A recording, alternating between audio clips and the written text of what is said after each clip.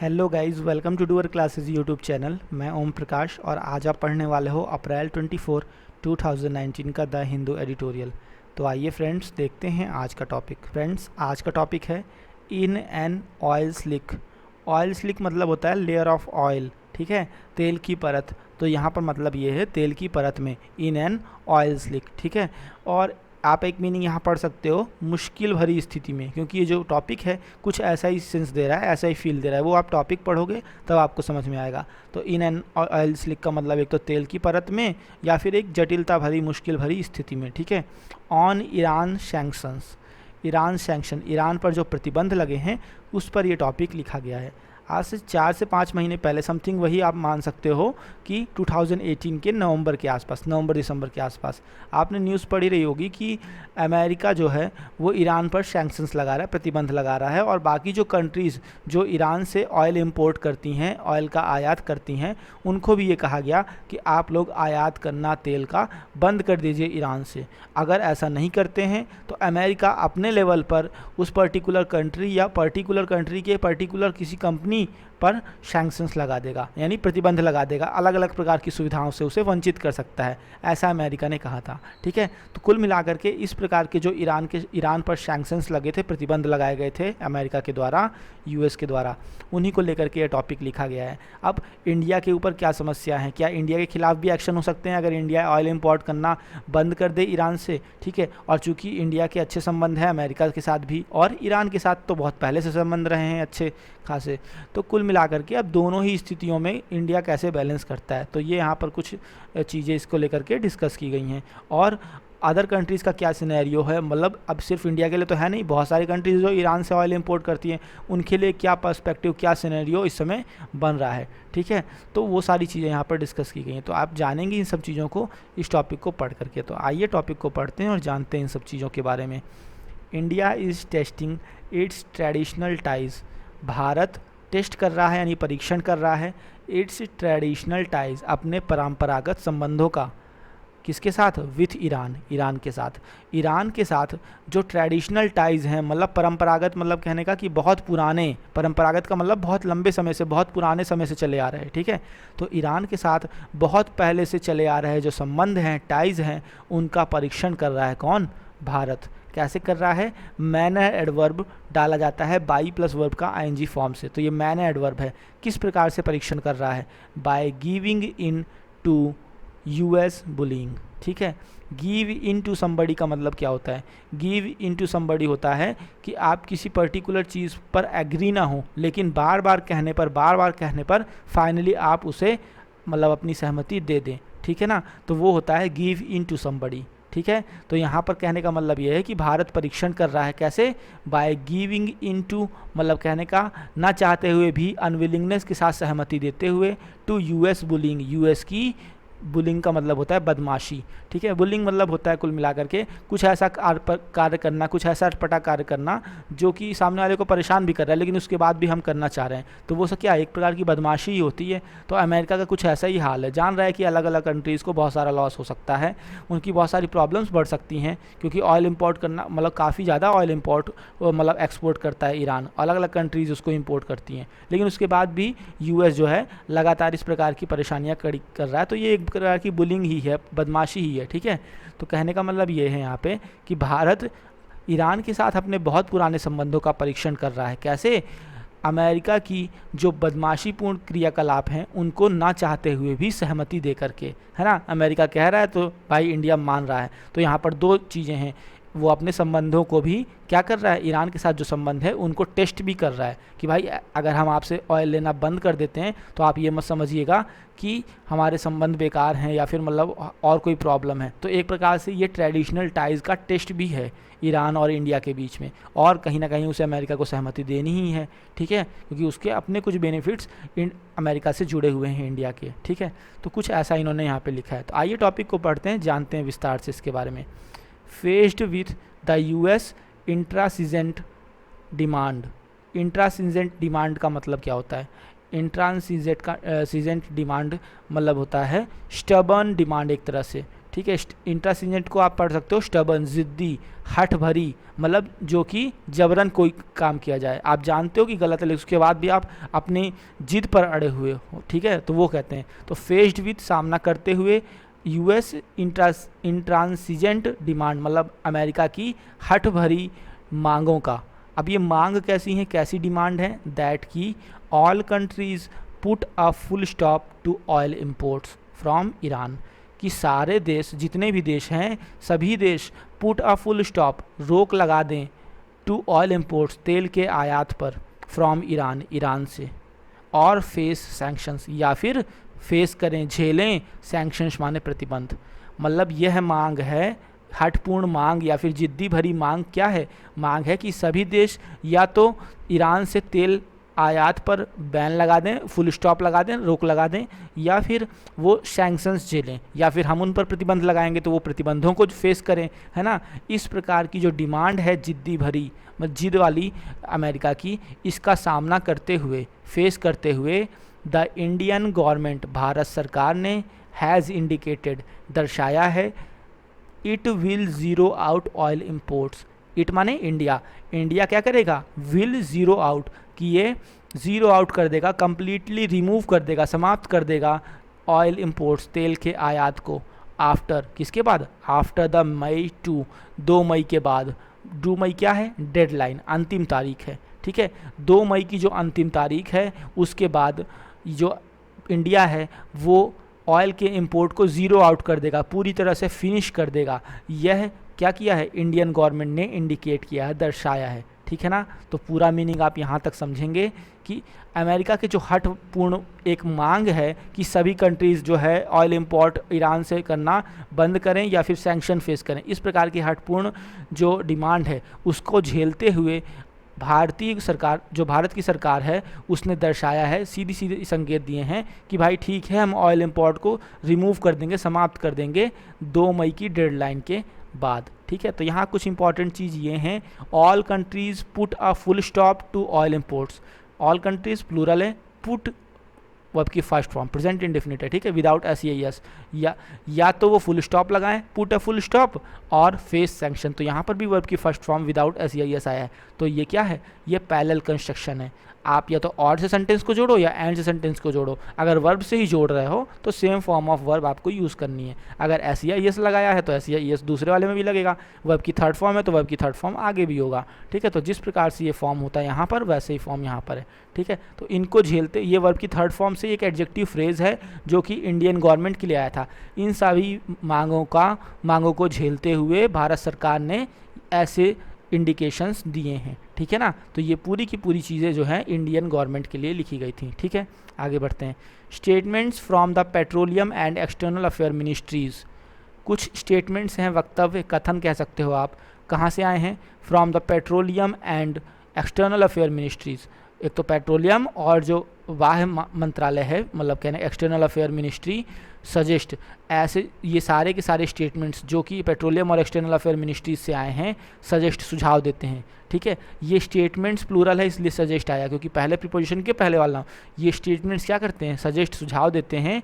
The governments focus is, कि सरकार का जो फोकस है, ध्यान है, इज़ नाउ, अब, ऑन है, किस पर है, ऑन, फोकस ऑन समथिंग, किसी चीज़ पर ध्यान होना। देखो प्रीपोजिशन भी यहाँ पर आप देखेंगे, ध्यान देंगे इस पर, ठीक है, इस प्रीपोजिशन पर। तो मतलब कहने का ये स्टेटमेंट सुझाव देते हैं कि सरकार का जो ध्यान है अब वो किस पर है, on finding alternative sources of energy, खोजने पर, अल्टरनेटिव सोर्सेज वैकल्पिक स्रोत ऑफ एनर्जी, ऊर्जा के वैकल्पिक स्रोत खोजने पर अब सरकार का फोकस है, ध्यान है।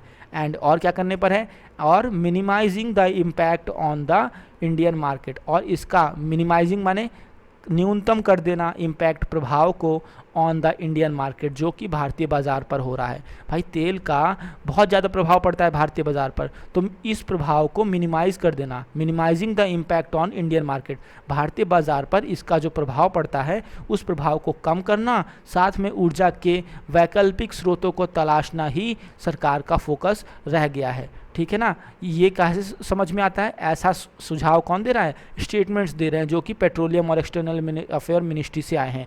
कुछ स्टेटमेंट्स आए होंगे जिससे साफ साफ समझ में आ रहा है गवर्नमेंट का फोकस कहाँ पर है, ठीक है ना। तो यहाँ पे आप देखेंगे governments focus is now on किस चीज़ पर, फाइंडिंग अल्टरनेटिव। प्रीपोजिशन के बाद वर्ब की आईएनजी फॉर्म डाल दिया है, ठीक है, क्योंकि प्रीपोजिशन के बाद ऑब्जेक्ट आता है। ऑब्जेक्ट एक नाउन होता है, नाउन कैसे बन सकता है, वर्ब की आईएनजी फॉर्म ही जीरंड की तरह जेरेंडियल नाउन का काम करती है। इसलिए प्रीपोजिशन के बाद जब भी आपको ऑब्जेक्ट चाहिए तो कोई नाउन या प्रोनाउन होता है, और नाउन या प्रोनाउन ना मिले तो फिर वर्ब को नाउन या प्रोनाउन कैसे बना सकते हो, वर्ब की आईएनजी फॉर्म का यूज़ करके। वर्ब की थर्ड फॉर्म हमेशा एडजेक्टिव की तरह काम करता है। वर्ब का आईएनजी फॉर्म जो होता है वो एडजेक्टिव यानी पार्टिसिपल की तरह भी काम करता है और साथ में जिरेंडियल नाउन की तरह भी काम करता है, ठीक है। तो फाइंडिंग अल्टरनेटिव, तो यहाँ पर मैं जो बताना चाह रहा हूँ, ऑन फाइंडिंग, ऑन के बाद वर्ब की आईएनजी फॉर्म और साथ में फोकस किस पर है, on minimising.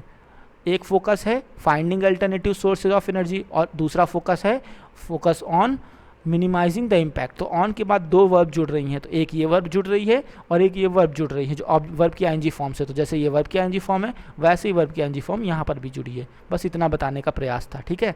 Eight last count, last count का मतलब क्या होता है, लास्ट काउंट मतलब होता है as per the latest information, हाल ही की जानकारी के अनुसार, है ना। वर्तमान में जो लेटेस्ट में जो इन्फॉर्मेशन आई है उसके अनुसार इंडिया वाज इम्पोर्टिंग, भारत आयात कर रहा था, about 10% of its oil, Bharat कितना 10% अपने टोटल ऑयल नीड्स का आयात करता है फ्रॉम ईरान, ईरान से।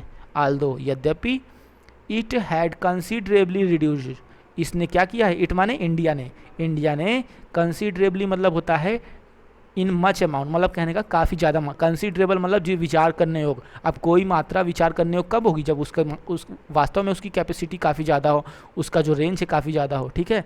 तो यद्यपि इट हैड कंसीडरेबली रिड्यूस्ड, इसने काफ़ी ज़्यादा मात्रा में रिड्यूस कम कर दिया है इट्स इनटेक माने वही इम्पोर्ट, अपना आयात over the last few months, पिछले कुछ महीनों में, ठीक है। तो हाल ही की, एट लास्ट काउंट मतलब according to the latest information, हाल ही की जानकारी के अनुसार भारत क्या कर रहा था, 10% अपनी तेल की आवश्यकताओं का 10% ईरान से आयात करता था, ठीक है। यद्यपि इसने अभी जो रिसेंट ही के पिछले कुछ महीने हैं उसमें काफ़ी कंसिडरेबली रिड्यूस किया है अपने आयात को, ठीक है ना, काफ़ी कम किया है, ये कहना चाह रहे हैं। आगे पढ़ते हैं।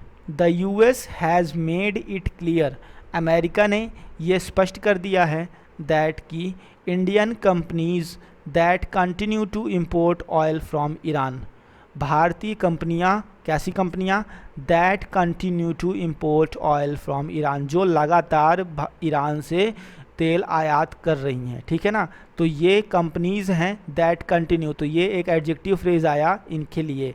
कैसी भारतीय कंपनियां, जो कि लगातार तेल आयात करती हैं ईरान से, वो सारी भारतीय कंपनियां would face severe secondary sanctions, वो झेलेंगी, सामना करेंगी सेवर गंभीर, सेकेंडरी सैंक्शंस द्वितीयक प्रतिबंधों का, उन पर दोहरे प्रतिबंध लगेंगे, उनका वो सामना करेंगी, ठीक है। अमेरिका ने ये साफ़ सुथरी बात कर दी कि भारत की वो कंपनियां जो कि अभी भी ईरान से तेल इंपोर्ट कर रही हैं वो दोहरे प्रतिबंध झेलेंगी, इंक्लूडिंग जिसमें शामिल होगा being taken out of Swift international banking system, taken out of, उन्हें बाहर कर दिया जाएगा स्विफ्ट इंटरनेशनल बैंकिंग सिस्टम से, ठीक है ना। पर्टिकुलर कोई बैंकिंग सिस्टम है जिसकी बात कर रहे हैं, स्विफ्ट नाम दिया इन्होंने, इस बैंकिंग सिस्टम से उन्हें बंद कर दिया जाएगा, बाहर कर दिया जाएगा, टेक आउट कर दिया जाएगा।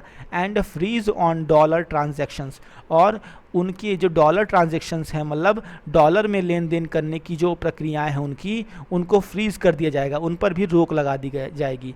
एंड यूएस एसेट्स, और जो अमेरिका की संपत्तियां हैं उन पर, अमेरिका की संपत्ति और डॉलर ट्रांजैक्शंस को भी उनके फ्रीज कर दिया जाएगा। अगर ऐसी कंपनियां जो ईरान से तेल इंपोर्ट करती हैं उन पर क्या एक्शन होंगे उनकी बात ये कर रहे हैं, ठीक है ना।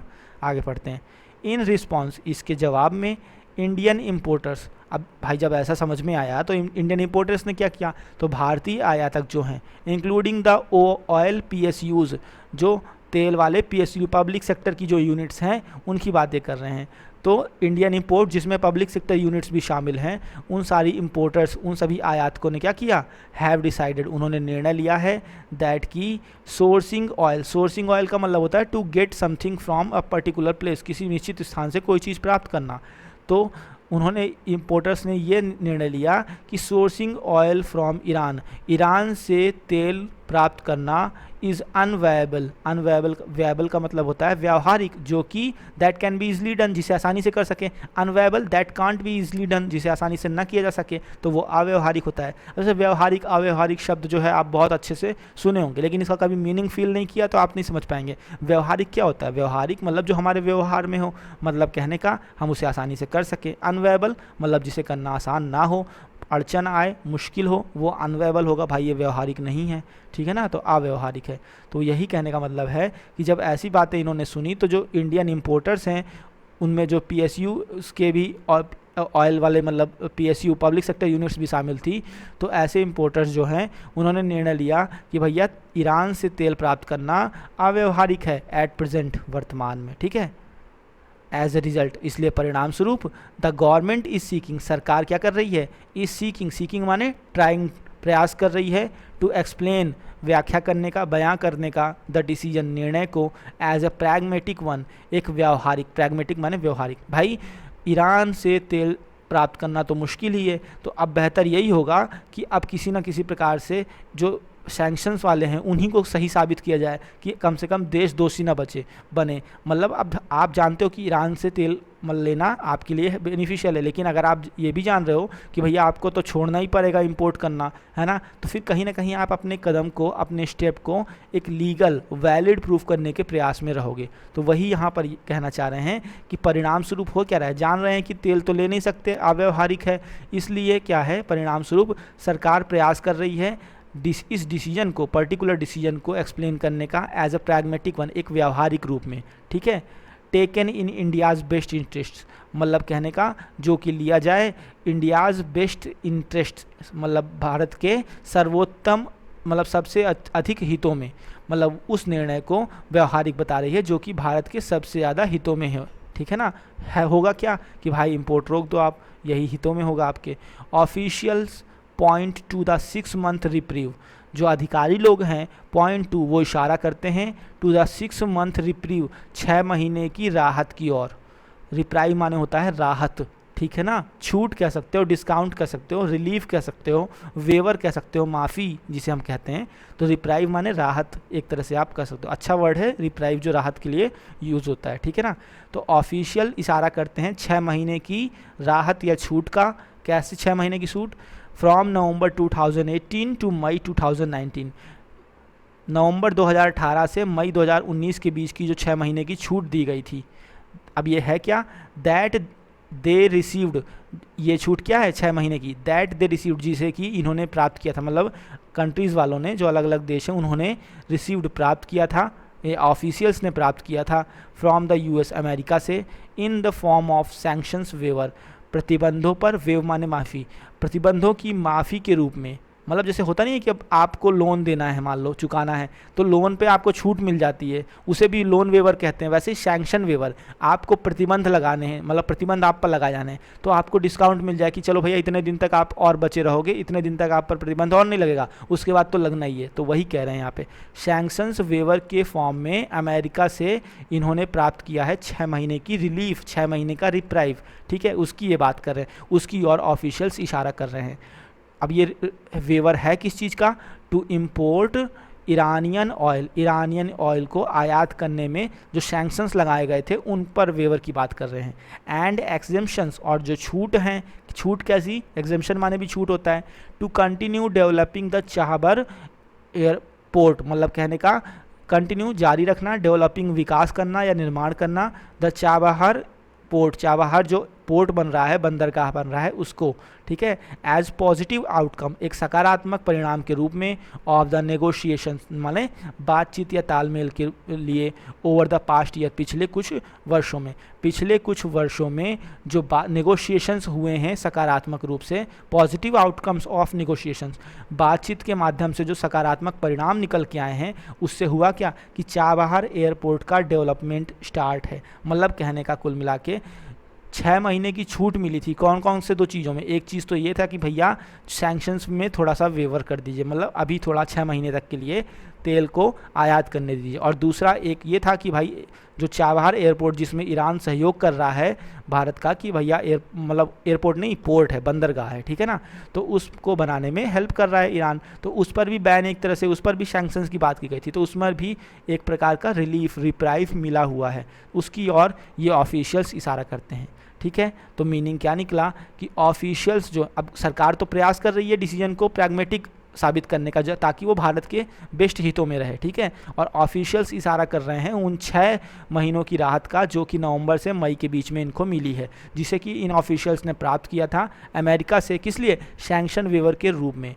साथ किस लिए सैंक्शन, कौन से सैंक्शन वेवर, तेल को ईरानियन तेल को इंपोर्ट करने में जो सैंक्शंस लगाए गए थे उसमें वेवर के रूप में अमेरिका से प्राप्त किया था। अमेरिका ने इतने दिनों की छूट दी थी कि चलो भाई इतने दिन तक आप मैनेज कर सकते हो, और साथ में छूट मिली थी कि चाबार पोर्ट को भी इस दौरान आप कंटिन्यू करके डेवलप करवा लीजिए हर हाल में, है ना। और ये सब हुआ कैसे था, as positive outcomes of negotiations over the past year, पिछले वर्ष में जो बातचीत हुई थी इसके नतीजतन ये परिणाम निकल के आए थे, बातचीत करके ही ये सॉल्यूशन 6 महीने वाला निकल के आया था, ठीक है। सच आर्गूमेंट्स, इस प्रकार के तर्क, आर हाउएवर, फिर भी नॉट वेरी कन्विंसिंग, बहुत ज़्यादा संतुष्ट करने वाले नहीं हैं। ये सारे लॉजिक जो हैं संतोष नहीं देते हैं, मतलब इससे कोई रिजल्ट निकल के नहीं आता, ठीक है। आगे बढ़ते हैं। इंडिया हैज़ इन इफेक्ट, ठीक है, भारत ने इन इफेक्ट, प्रभाव में, हैज़ नाउ डिसाइडेड, मतलब कहने का अब उसने क्या किया है, निर्णय लिया है, भारत ने प्रभावित रूप से निर्णय लिया है, इन इफेक्ट मतलब जो लागू भी होगा, ठीक है, भारत ने निर्णय लिया है to cave in to US pressure, cave in माने होता है झुक जाना, समर्पण टाइप कर देना, मतलब कहने का स्वीकार कर लेना, भले ही अनविलिंगनेस के साथ स्वीकार करना, लेकिन कर लेना स्वीकार, ठीक है। तो भारत ने प्रभावित रूप से, मतलब तत्काल प्रभाव से एक तरह से निर्णय लिया है to cave in to US pressure, America के दबाव में झुकने का, उसको स्वीकार करने का, किन मुद्दों पर, ऑन द इशू, कुछ मुद्दों पर, ठीक है ना, मुद्दे वही हैं पुराने वाले, इसलिए द इशू लिख दिया है। Less than a year after, 1 साल से भी कम समय के आफ्टर, बाद, 1 साल से भी कम समय के बाद, ठीक है। अच्छा, किस चीज़ के बाद, कौन सा पहले एक्शन हुआ था, after external affair minister Sushma Swaraj, मतलब विदेशी मामलों की मंत्री जो सुषमा स्वराज है, सेड, उन्होंने कहा था दैट कि India would recognise only UN sanctions, Bharat केवल पहचान देगा, यानी रिकॉग्नाइज करेगा, मानेगा या पहचान देगा, ओनली यूएन सैंक्शंस, केवल यूएन, यूनाइटेड नेशन के प्रतिबंधों को, मतलब भारत केवल यूएन के प्रतिबंध, यूएन जो प्रतिबंध लगाएगा केवल उन्हीं को तवज्जो देगा, उन्हीं को रिकॉग्नाइज करेगा, नॉट यूनिलेटरल वन, एक पक्षीय, वंस का मतलब होता है सैंक्शन ही है, इस सैंक्शन को यूनिलेटरल सैंक्शन लिखना चाहिए था, लेकिन एक पर्टिकुलर नाउन को दोबारा ना मतलब रिपीट करने की बजाय उन्होंने क्या किया, इन्होंने न्यूज़पेपर वालों ने एक इंडेफिनिट प्रोनाउन का यूज़ किया। वन एक इंडेफिनिट प्रोनाउन है जो पहले आए हुए नाउन के लिए रिपीट होता है और उसी का भाव देता है, तो यहाँ यूनिलेटरल वंस की जगह आप यूनिलेटरल सैंक्शंस पढ़ेंगे। तो कहा ये गया था, 1 साल से भी कम समय पहले external affair minister Sushma Swaraj ने कहा था कि भारत सिर्फ यूएन सैंक्शंस को ही रिकॉग्नाइज करेगा, उन्हें ही तवज्जो देगा, उन्हें ही पहचान देगा, कि एक पक्षीय अन्य जो प्रतिबंध हैं, जो कोई पर्टिकुलर देश प्रतिबंध लगा दे, उनको नहीं। ऐसा स्टेटमेंट दिया था external affair minister Sushma Swaraj ने। उसके 1 साल से भी कम समय बाद क्या हुआ, अब भारत ने प्रभावित रूप से निर्णय लिया है कि वो अमेरिका के दबाव को क्या करेगा, एक्सेप्ट कर लेगा, केव इन कर जाएगा ऑन द इशू, पर्टिकुलर मुद्दे पर। अब ये देखिए कैसे बदल रही है बात, ठीक है, ये कहने का मतलब है। इनफैक्ट वास्तव में लास्ट फरवरी प्राइम मिनिस्टर नरेंद्र मोदी वोड इन ईरानियन प्रेसिडेंट हसन रूहानीज प्रेजेंस, वास्तव में पिछले फरवरी को, लास्ट फरवरी मतलब अभी जो फरवरी बीती, लास्ट फरवरी में प्राइम मिनिस्टर नरेंद्र मोदी, जो प्रधानमंत्री नरेंद्र मोदी जी हैं, वोड, उन्होंने प्रॉमिस किया मतलब एक तरह से शपथ ली, वैसे वो माने हुआ ही होता है शपथ लेना वगैरह, प्रॉमिस करना भी होता है एक तरह से, ठीक है। तो उन्होंने क्या शपथ ली या फिर उन्होंने वादा किया, इन ईरानियन प्रेसिडेंट रूहानीज प्रेजेंस, हसन रूहानी जो ईरान के प्रेसिडेंट हैं उनकी उपस्थिति में, इन दिल्ली में क्या आप शपथ ली, to increase India's oil intake from Iran, कि वो बढ़ा देंगे भारत के तेल आयात को फ्रॉम ईरान, जो ईरान से हो रहा है, ईरान से होने वाला जो तेल आयात है भारत का उसको बढ़ा देंगे, ऐसा उन्होंने प्रॉमिस किया। अब यहाँ पे शपथ लेना उचित है क्या? नहीं, बिल्कुल नहीं उचित है, इसलिए हम शपथ नहीं पढ़ेंगे। कोई यहाँ स्टेज में लेकर के या फिर कोई पद थोड़ी ना धारण कर रहे हैं। अब प्रॉमिस करेंगे, वादा करेंगे पर्टिकुलर प्रेसिडेंट से, ये थोड़ी ना कि शपथ लेंगे अब कि हमने आपका तेल बढ़ा देंगे, तेल का इम्पोर्ट बढ़वा देंगे, ऐसा कुछ नहीं है, शपथ नहीं हो सकता। तो इसलिए आपको क्या करना है, आपको यहाँ प्रॉमिस पढ़ना है, ठीक है। तो आपको कॉन्टेक्स्ट के अनुसार जाना होता है। There are other real cost attach to the US ultimatum that India may have to bear. कुछ अन्य भी रियल कॉस्ट, भारी कीमतें हैं, असली कीमत हैं, मतलब कहने का attached to the US ultimatum. US की अल्टीमेटम माने चेतावनी से, अटैच्ड माने जुड़ी हुई। कुछ अन्य कीमतें भी हैं जो यूएस के अल्टीमेटम से जुड़ी हुई हैं, यूएस की चेतावनी से जुड़ी हुई हैं, दैट जिन्हें कि इंडिया में हैव, जिनको भारत को में हैव संभावना है टू बियर, झेलने की, बर्दाश्त करने की। अब उस अल्टीमेटम से अटैच जो रियल कॉस्ट, अच्छी कीमतें, अच्छी कीमत का मतलब महंगी, मतलब भारी भरकम जो नुकसान हो सकता है या फिर जो प्रॉब्लम्स उसे झेलनी पड़ सकती है, प्रॉब्लम्स एक प्रकार की, अब उन्हें इंडिया को झेलना पड़ सकता है। ऐसी और सारी कई रियल कॉस्ट अटैच्ड हैं अमेरिका की अल्टीमेटम से, वार्निंग से, ठीक है ना। The price of oil has already shot up, shot up माने बढ़ जाना, इंक्रीज्ड। तेलों के दाम पहले से ही बढ़ चुके हैं, अबव द $70 मार्क, $70 का जो मार्क है उससे ऊपर, इन अप्रैल में, ठीक है। इन एडिशन, इसके अतिरिक्त, Iran has threatened to shut down the Strait of Hormuz, Iran ने चेतावनी दी है, धमकी दी है, टू शट डाउन, की वो बंद कर देगा, the Strait of Hormuz, Strait of Hormuz को, ये पर्टिकुलर कोई प्लेस हो सकता है। अ की चैनल, जो कि एक मुख्य चैनल है, रास्ता है, for global oil shipment, global oil के शिप्स के जाने के लिए। ग्लोबल ऑयल, विश्व भर में तेलों के आवागमन, मतलब ट्रांसपोर्टेशन के लिए जो रास्ता है, की चैनल, सबसे मुख्य रास्ता है स्ट्रेट ऑफ हॉर्मज़, उसको बंद करने की भी धमकी दी है या चेतावनी दी है ईरान ने, ठीक है ना। अब which would further lead to inflation, अगर ऐसा होता है तो क्या होगा, विच वुड फर्दर लीड, जो कि हमें फिर से ले जाएगा, टू इन्फ्लेशनरी ट्रेंड, इन्फ्लेशन माने होता है मुद्रास्फीति के रवैये की ओर, ढाल की ओर। इन्फ्लेशन में होता क्या है, मुद्रास्फीति में चीज़ों के दाम बढ़ते हैं, ठीक है। तो जो कि हमें फिर से इन्फ्लेशनरी ट्रेंड की ओर ले जाएगा। नॉट जस्ट फॉर ऑयल, ना सिर्फ तेल के लिए, मतलब सिर्फ तेल के दाम नहीं बढ़ेंगे, बट अदर कमोडिटीज़ टू, बल्कि अन्य जो वस्तुएं हैं उनके दामों पर भी, ठीक है। तो इन्फ्लेशन जो आएगा वो ट्रेंड सिर्फ ऑयल के लिए नहीं है, अदर कमोडिटीज़ के लिए भी है, ठीक है। कमोडिटी की स्पेलिंग याद कर लीजिएगा, बड़ा काम आएगी, ठीक है। आगे पढ़ते हैं। Any direct backlash from Iran for its decision will also jeopardize India's other interests in the country। किसी भी प्रकार का सीधा, बैकलेश माने होता है प्रतिक्रिया, रिएक्शन, नेगेटिव रिएक्शन, ज़्यादातर नेगेटिव के सेंस में आता है। तो any direct negative reaction, backlash की जगह क्या करें, नेगेटिव रिएक्शन, किसी प्रकार का नकारात्मक प्रतिक्रिया फ्रॉम ईरान, ईरान की तरफ से, फॉर इट्स डिसीजन, उसके निर्णय के, इस निर्णय के लिए, विल आल्सो, ये क्या करेगी, विल आल्सो जियोपार्डाइज, जियोपार्डाइज मतलब खतरे में डाल देगी, इंडियाज़ अदर इंटरेस्ट, भारत के अन्य हितों को भी, इन द कंट्री, उस देश में। मतलब कहने का, किसी भी प्रकार की ईरान की तरफ से अगर नकारात्मक प्रतिक्रिया आती है तो मतलब इस निर्णय पर, तो वो निश्चित रूप से खतरे में डाल देगी भारत के अन्य हितों को, जो कि हित कहाँ छिपे हैं, उस ईरान देश में छिपे हैं, इंक्लूडिंग, जिसमें क्या शामिल है, अब आप देख लीजिए कौन कौन से हित शामिल हैं। It's considerable investment in Chabahar port, मतलब ईरान का काफ़ी कंसिडरेबल इन्वेस्टमेंट में काफ़ी ज़्यादा इन्वेस्टमेंट है चाबहार पोर्ट को बनवाने में या बनाने में, ठीक है ना। तो काफ़ी ज़्यादा हेल्प मिल रही है, तो वो समाप्त होने के चांसेस रहेंगे। भाई अब मनमुटाव करोगे तो ऐसा थोड़ा ना कि तुम्हारा घर वो बनाता रहे तुम उसका जलाते रहो, है ना, ऐसा तो नहीं हो सकता। तो वही है कि यहाँ पर प्रभाव पड़ने की संभावना है। विच इंडिया इज़ बिल्डिंग, जिसे कि भारत बना रहा है एज एन अल्टरनेटिव, अच्छा ये चाबहार पोर्ट क्यों बना रहा है भारत, ये भी आप जान लीजिए। विच इंडिया इज़ बिल्डिंग, जिसे भारत बना रहा है एज एन अल्टरनेटिव रूट, एक वैकल्पिक रास्ते के रूप में, फॉर ट्रेड, व्यापार के लिए, टू सेंट्रल एशिया, मध्य एशिया में, मध्य एशिया में व्यापार के लिए एक वैकल्पिक रास्ते के रूप में जिस चाबहार पोर्ट को का निर्माण भारत कर रहा है, उसमें जो कंसिडरेबल इन्वेस्टमेंट हो रहा है ईरान के द्वारा, उसके प्रभाव पड़ उसमें प्रभाव पड़ सकता है, ठीक है, ये कहने का मतलब है। इन द लार्जर पिक्चर, अगर बड़े मोटे रूप में अगर हम देखें तो India is not just testing its traditional ties with Iran. Bharat ना सिर्फ परीक्षण कर रहा है अपने पुराने संबंधों का ईरान के साथ, मतलब ईरान के साथ जो पुराने संबंध हैं भारत सिर्फ उनका परीक्षण नहीं कर रहा है, but also giving in to President Donald Trump's blatant bullying. अब यहाँ पर आप देखेंगे बल्कि क्या कर रहा है, गिविंग इन माने सहमति दे रहा है टू प्रेसिडेंट डोनाल्ड ट्रम्प के ब्लैटेंट बलिंग।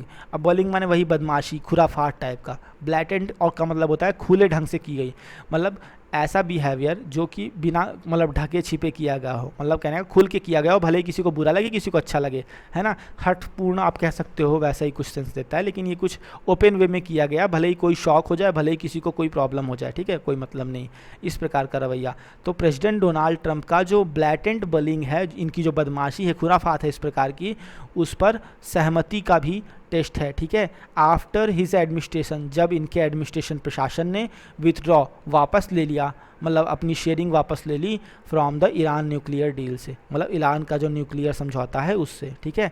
तो मीनिंग आप पूरा पढ़ेंगे कि अगर मोटे शब्दों में हम कहें, लार्जर पिक्चर में देखें, तो भारत ना सिर्फ अपने ईरान के साथ जो पुराने संबंध हैं उनको टेस्ट कर रहा है, बल्कि प्रेसिडेंट डोनाल्ड ट्रंप की जो मतलब इस प्रकार की बुलिंग है उसको भी सहमति दे रहा है ना। किसके बाद, आफ्टर हिज एडमिनिस्ट्रेशन, जब डोनाल्ड ट्रंप के प्रशासन ने मतलब कहने का विथड्रॉ कर लिया ईरान न्यूक्लियर डील से, अपना हाथ वापस ले लिया, मतलब अपनी शेयरिंग वापस ले ली, उसके बाद ऐसी घटनाएं हो रही हैं, ठीक है। तो भारत दो चीज़ें कर रहा है, एक तो ट्रेडिशनल टाइज को भी चेक कर अपने टेस्ट कर रहा है, दूसरा डोनाल्ड प्रेसिडेंट ट्रंप की जो बुलिंग है उसको भी सहमति दे रहा है, ना चाहते हुए भी सहमति दे रहा है, ठीक है। Instead of engaging in what appear to have been fruitless, instead of के बदले में इंगेजिंग इन व्यस्त रहना, लगे रहना, किस चीज़ में, व्हाट अपीयर टू बी, जो कि प्रतीत होता है, to have been fruitless negotiations, मतलब कहने का फ्रूटलेस माने व्यर्थ के, निगोशिएशंस माने बातचीत विद द यूएस, अमेरिका के साथ, ठीक है। अमेरिका के साथ व्यर्थ की बातचीत जो चीज़ प्रतीत होती है, मतलब जो चीज़ अमेरिका के साथ बिल्कुल व्यर्थ की बातचीत प्रतीत होती है, उसमें लगे रहने के, इंस्टीड ऑफ मतलब उसमें लगे रहने के बदले, ओवर द पास्ट ईयर, पिछले वर्ष से, ठीक है, मतलब पिछले वर्ष से उस चीज़ में लगे रहना, कौन सी चीज़, जिसमें कि मतलब जो अमेरिका है, अमेरिका के साथ बातचीत में जिसका कोई फ़ायदा नहीं हुआ है, ठीक है।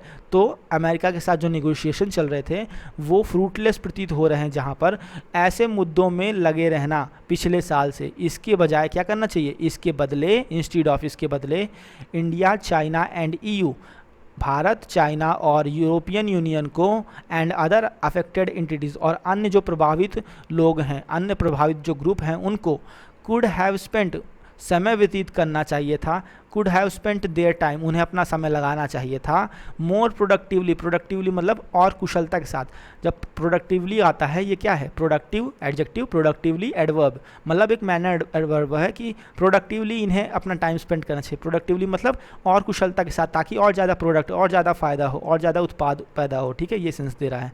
तो इन्हें अपना समय कहाँ लगाना चाहिए था, और कुशलता के साथ लगाना चाहिए था, इन building A counter with an alternative financial architecture, एक काउंटर माने होता है एक अपोजिशन का निर्माण करने में, with an alternative financial infrastructure, जिसके पास क्या हो, वैकल्पिक आर्थिक ढांचा हो, ठीक है।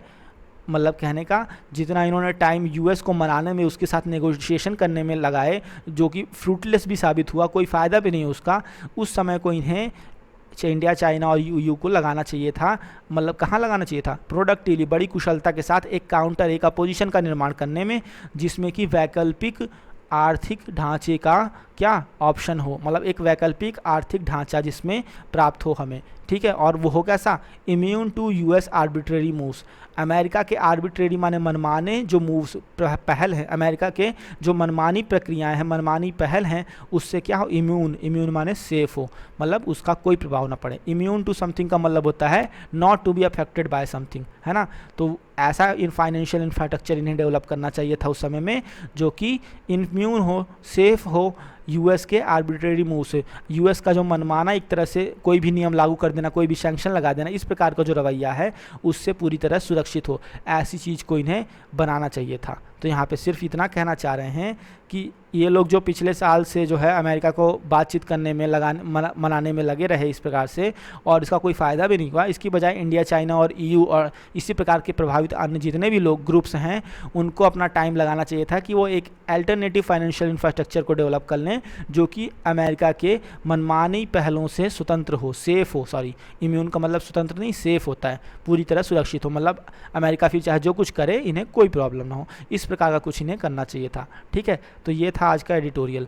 अब हम पढ़ते हैं वर्ड्स जो आपके लिए हेल्पफुल होंगे। ऑयल सिक्लिक का मतलब होता है an area of oil that is floating on the surface of sea, समुद्र की मतलब कहने का ऊपरी सतह पर जो तेल की परत होती है उसे ऑयल स्लिक कहते हैं। ठीक है, बुलिंग का मतलब होता है बदमाशी, खुराफात टाइप का। गिव इन टू समबडी का मतलब होता है to agree to do something that you do not want to do, मतलब जिसे आप नहीं करना चाहते उसे करने की सहमति देना, तो गिव इन टू समबडी होता है। जैसे the authorities have shown no signs of giving in to the kidnappers demand, मतलब जो अधिकारी हैं, अथॉरिटी है, उसने कोई संकेत नहीं दिया था सहमति प्रदान करने का किडनैपर की मांग को, किडनैपर की मांग को मानेंगे ही, इस प्रकार की कोई सहमति जो है उसके संकेत अथॉरिटीज़ ने नहीं दिए। ठीक है, इंट्रांसिजेंट का मतलब होता है हठी, सैद्धांतिक, जो अपनी बातों पर अडिग रहे, सैद्धांतिक कह सकते हो, हठी कह सकते हो, जिद्दी कह सकते हो। सैनोनिम होता है स्टबर्न, इसकी स्पेलिंग याद रखिएगा। ठीक है, unwilling to change their opinion और बिहेवियर, जो अपने बिहेवियर और ओपिनियन को चेंज करने के लिए अनविलिंग हो, अनिच्छुक हो। ठीक है, जीरो आउट समथिंग होता है टू रिमूव समथिंग कम्प्लीटली, पूरी तरह से किसी चीज़ को समाप्त कर देना, या to reduce the amount of something, किसी चीज़ की मात्रा को कम कर देना। ठीक है, तो दोनों मीनिंग होते हैं जीरो आउट का मतलब, ये सारे वर्ड्स वही हैं जो एडिटोरियल में आए हैं। ठीक है, new legislation will zero out further funding for the project, इस प्रोजेक्ट के लिए अब और आगे जो पैसा प्राप्त करने की बात है उसको पूरी तरह से नया कानून समाप्त कर देगा।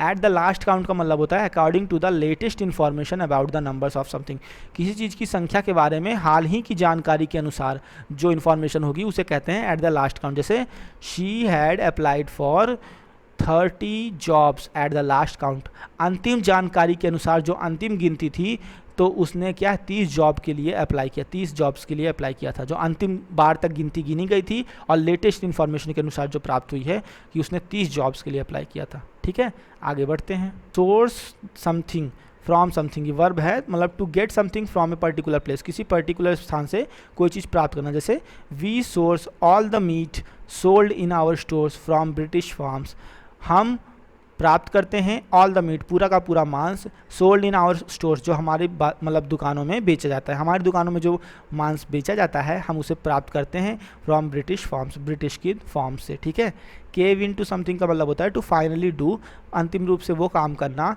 What somebody wants after you have been strongly opposing them, आप लगातार किस चीज़ का विरोध कर रहे हो तो मतलब कहने का, और लास्ट में फिर आप उसी को जो है फाइनल कर दो कि चलो भाई कर देंगे, मतलब झुक जाना, एक तरह से सहमति बना लेना, वही होता है केव इन टू समथिंग। जैसे the president is unlikely to cave in to the demands for a public inquiry, जो प्रेसिडेंट है इज़ अनलाइकली, उसकी संभावना नहीं है टू केव इन की वो झुकेगा या मानेगा to the demands for a public inquiry, एक पब्लिक इंक्वायरी की मांग को वो एक्सेप्ट करेगा, ऐसी कोई संभावना नहीं है प्रेसिडेंट की। ठीक है, बैकलैश फ्रॉम समबडी का मतलब होता है a strong negative reaction by a large number of people, मतलब बड़ी संख्या में लोगों के द्वारा एक नकारात्मक प्रक्रिया, उसे बैकलैश फ्रॉम समबडी होता है कहते हैं। ठीक है, जैसे the government is facing an angry backlash from voters over the new tax, नए टैक्स को लेकर के सरकार क्या कर रही है, एक नाराज़गी भरी प्रतिक्रिया को वोटर्स से झेल रही है, वोटर्स से एक नाराज़गी भरी प्रतिक्रिया को गवर्नमेंट को झेलना पड़ रहा है, किस मुद्दे को लेकर, नए टैक्स को लेकर के।